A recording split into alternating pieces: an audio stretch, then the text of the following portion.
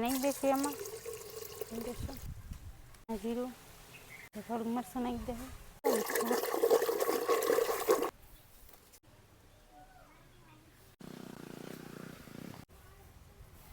બંધાઈ ગયો છે આપણે